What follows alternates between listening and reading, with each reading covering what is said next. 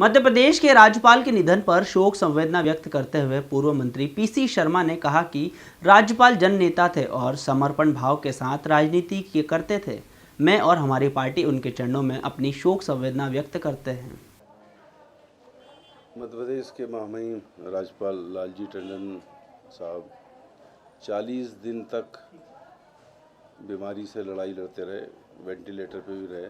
बीच में उम्मीद जगी थी कि वो ठीक होकर भोपाल वापस लौटेंगे, मध्य प्रदेश लौटेंगे, पर आज वो हमारे बीच में नहीं है। मैं अपनी तरफ से, कांग्रेस पार्टी की तरफ से उनके चरणों में श्रद्धा सुमन अर्पित करता हूँ। एक बड़ा लंबा कैरियर था उनका और उत्तर प्रदेश में एक राजनेता के रूप में उनकी काफ़ी भूमिका रही। कई राज्यों के राज्यपाल रहे, अटल बिहारी वाजपेयी जी के काफ़ी नज़दीक थे। हर चीज़ जनता के हित में कैसे हो, इसके बारे में हमेशा विचार करते थे और पर्सनली मैं उनसे काफ़ी अपने भावों के संबंध में मिला, तो उन्होंने कई सही राय हमेशा वो देते रहे। मैं ऐसे, और ये क्षति केवल बीजेपी की नहीं है, प्रदेश और देश की है, ऐसे राजनेता के चरणों में मैं अपने श्रद्धा सुमन अर्पित करता हूँ। ईश्वर से कामना करता हूँ कि अपने श्री चरणों में उनको स्थान दें। नहीं, कांग्रेस का जो संगठन का ढांचा हर जगह खड़ा हो गया है और एक मीटिंग्स आदरणीय कमलनाथ जी ने, अध्यक्ष जी ने ले ली है और अब जैसे ही कैंडिडेट्स डिक्लेयर होंगे तो ये वर्चुअल रैली नहीं होगी, एक्चुअल रैली होगी हमारी। मैं सोचता हूँ कि इस महीने में सभी घोषणाएं हो जाएंगी, लेकिन मेरा चुनाव आयोग से कहना है, वो जब कह चुका है कि सितंबर में चुनाव होंगे, ये घोषणा हो चुकी है, तो अब जितने भी ट्रांसफ़र पोस्टिंग का जो उद्योग चल रहा है इस पर उनको रोक लगाना चाहिए।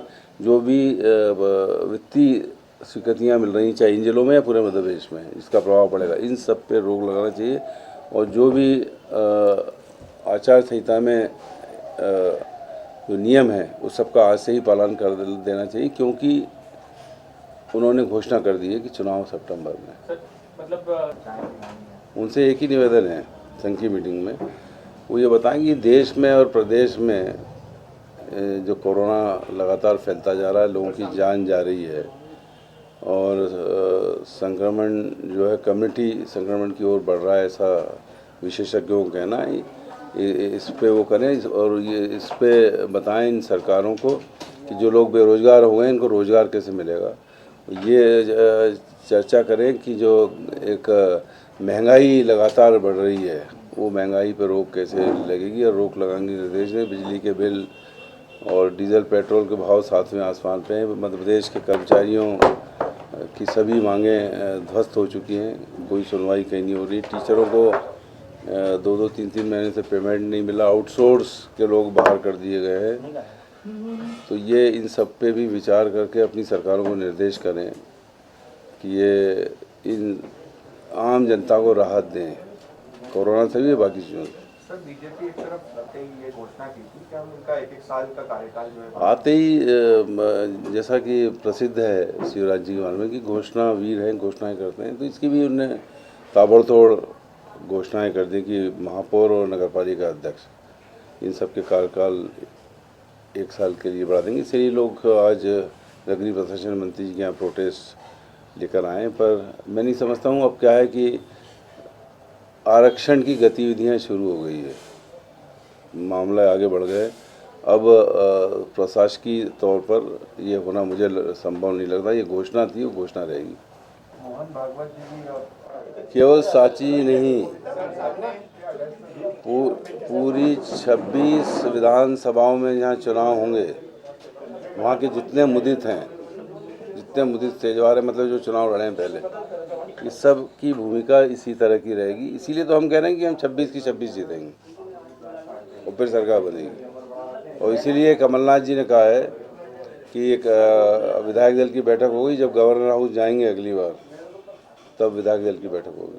तो सर, जो भाजपा के रूठे हुए लोग हैं, क्या कांग्रेस की इन पर नजर है कांग्रेस में शामिल करने के लिए? देखिए, हमारी नज़र नहीं, उन पर उनकी नज़र इन सब चुनावों पे है कि ऐसा नहीं है एक भी जीत जाए। मतलब सर, भाजपा में जमकर भीतरघात होने वाली है।